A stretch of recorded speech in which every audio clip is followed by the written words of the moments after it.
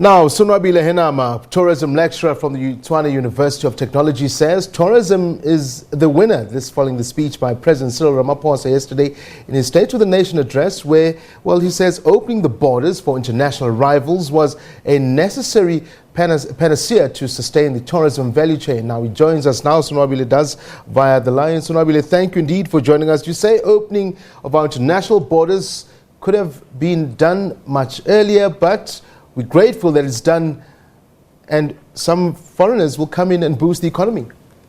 Yes, sir. Some foreigners will come and boost the economy, and not only that, a lot of international tourists have bought property in South Africa. They are what we classify as second home owners. So a second home owner, when it comes back, there'll be a level of maintenance that is needed. There will be obviously requirement for cleaning services, such as people who will do the garden and also people who assist in the house, so home keepers. So there's also a whole ecosystem that exists when these second home owners come and visit South Africa. And also remember, because of the decline in domestic tourism in South Africa, we are more dependent on regional tourists and international tourists to assist us as domestic tourists declines. These guys are able to come and sustain these jobs in the hotel, restaurants, attraction sites that exist all over the country. A lot of people saying that possibly this could have been done even as way back as last month in October, that the borders should have been opened then and would be a long way in regaining those lost jobs and financially boost the tourism sector, which plays a huge role in South Africa's GDP. I believe that the borders should be open at least before the end of September, so that by October we can do our proper marketing. Because remember, right now it's just several months before our peak season. So it's quite unfortunate that it's happening right now. But I believe because now the borders are opened, let's put all hands on deck. And I think fundamental lessons should be learned about how we should manage a pandemic. And I believe the tourism industry will continue lobbying government for more easing up of things to ensure that we also remain price competitive, so that it is cheaper to fly to South Africa, because remember, we're a country that is very, very far from source markets, and we've got this geographic disadvantage.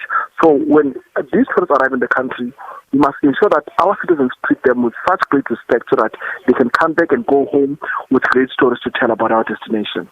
I've always been of the opinion, Sonwabile, that maybe we, even with the tourism industry, we need to start tapping in particularly local tourism. I mean, I'm in Johannesburg. Why can't I take a shot left? I know that we've tried, in particular with Proudly SA, to encourage local tourism.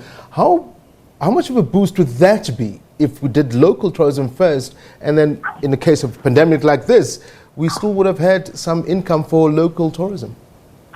Well, domestic tourism is very important to sustain our value chain. And I think the responsibility of every town to say, what are the 101 things to do in Rustenburg? What are the 15 top things that you need to do in Johannesburg, Cape Town, and each and every locality? And remember, that information must be shared with the locals so that the locals firstly become tourists in their own country.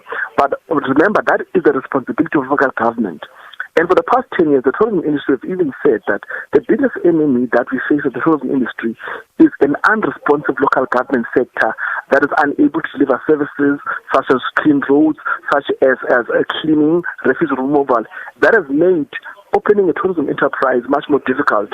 But on the flip side, let's also understand, in as much as domestic tourism is important, we must not put too much pressure on this sector, because we have lost so many jobs. And even before the pandemic, domestic tourism has been declining as a reflection of our poor economic reality. Yeah. So it was therefore a necessary panacea to open the initial border so that these tourists that come from overseas can ensure that the beds that the domestic tourists cannot use are used by these international visitors. Okay, so Sonwabile, we're running out of time, but I have to pose this question to you.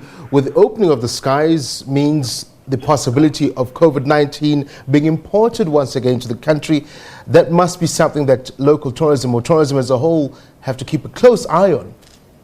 I believe that the low levels of fatality in South Africa provides us, if there are people that come from overseas who will test positive in our country, we can quarantine them at their own cost. But I believe that we must ensure that tourists come, because the greatest danger we face is actually hunger instead of dying from COVID. Sonwabile Henama, thank you very much indeed for speaking to us, tourism lecturer at the Tshwane University of Technology. Thank you, sir, for speaking to us right here.